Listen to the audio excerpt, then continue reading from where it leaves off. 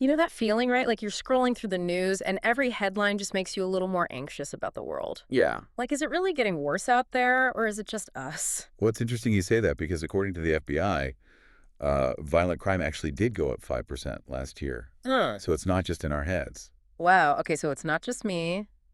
Mm. Then I don't know, but there's just this like underlying sense of unease that I can't shake. Yeah. Like I'm always kind of looking over my shoulder. I think it goes deeper than just the raw numbers, though. Because Yeah. you hear about another break-in or a shooting, and yeah, it's scary, but it's almost like the unsolved cases, the ones that just linger. Right. The ones that just stick with you. Exactly. Those are the ones that really mess with our sense of security. It's the not knowing, right? Like it could happen anywhere to anyone. We like to think we can control things. You know, we lock our doors, we check the back You seat, try to be safe, but then you hear about a case where someone just vanished without a trace. and it makes you question everything. It plays on our deepest fears. It's like that sense of order we try to create just completely falls apart. Exactly. And I think the media plays a huge role in this, Totally. Think about it. They love to focus on those cases that really tap into our anxieties. Like the young woman who disappears from a safe neighborhood or something. Exactly. It's like catnip for our primal fears. Because it could be anyone, right? Could be you, it could be me. And it feeds this feeling of helplessness, like no matter what you do. Not ever really safe. And that's a scary thought to live with, So it's not just about the individual cases, it's like this collective anxiety that's building. right? The sense that we're all just one bad day away from becoming a statistic. And that's what we're really diving into today, isn't it? Yeah. What is it about these unsolved mysteries that grip us so tightly? Why are we so obsessed with true crime? And what does it say about our anxieties about the world we live in? So let's get into it. Okay, let's do it. So we're talking about this collective anxiety, and you know what I think is really interesting? What's that? I was reading this article, I think it was in The Atlantic, Uh-huh. about how the media actually kind of shapes our perception of crime. Oh, yeah, for sure. Like how they decide which cases to cover, which ones to really sensationalize. Exactly. And I think there's something to be said for like whose stories get told.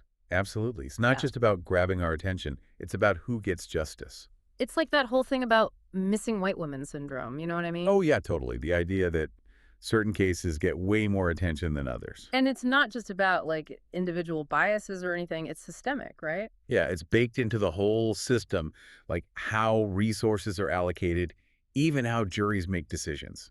It's kind of disturbing when you think about it. It really is because it perpetuates this idea that some victims are more important than others. And it makes it even harder to get justice for those who are already marginalized. That's right. And it feeds into this cycle of fear and distrust. And then there's all the visual stuff too, like the music they use in true crime documentaries.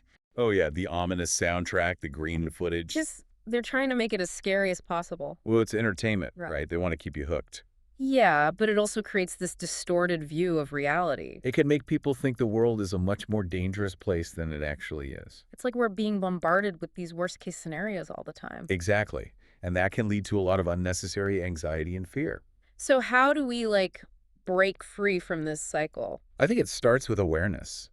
Like being critical of what we're consuming, Right. Questioning the narratives that are being presented to us. not letting fear control our lives. There are practical steps we can take to stay safe without becoming paranoid. Like self-defense classes, being aware of our surroundings. Exactly. And then on a larger scale, we need to be advocating for real change. Systemic change. Yeah, addressing the root causes of crime. Poverty, lack of opportunity, mental health resources.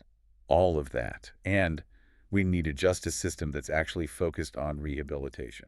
Not just punishment. It's a big task, but it has to start somewhere. So it's about taking action both individually and collectively. Right. We can't just sit back and be passive consumers of this stuff. We have to be part of the solution. We have to demand better. I like that. It's almost like we're in this weird spot, you know? Yeah. Like we're super aware of all this true crime stuff, but it's also making us more anxious. It's a tricky balance, for sure. So where do we go from here? Like how do we channel all this awareness into something good? I mean, that's the million-dollar question, right? It feels kind of overwhelming. It can be, but the good news is we're not totally powerless. Okay, so what can we actually do? Well, for starters, I think knowledge is key. Okay. Like learning about crime prevention strategies in your area, Right. understanding the specific risks. It's like being informed but not freaking out. Exactly. And sometimes just taking some practical steps can make a huge difference. Like what? Give me an example. Even something as simple as a self-defense class can boost your Oh, confidence. that's true. Feeling more prepared can help you feel less vulnerable.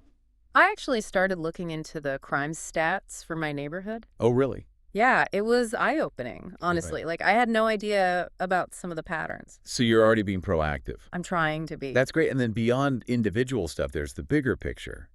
You know, The systemic stuff, exactly. We got to tackle those root causes of crime, poverty, lack of opportunity, all of that. And we need a justice system that actually works.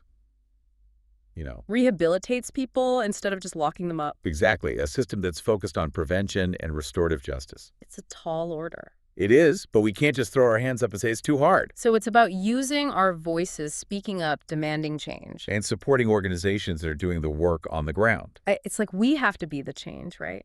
I think so. And I think it starts with changing the narrative. You mean like moving away from this whole sensationalized true crime thing? Yeah.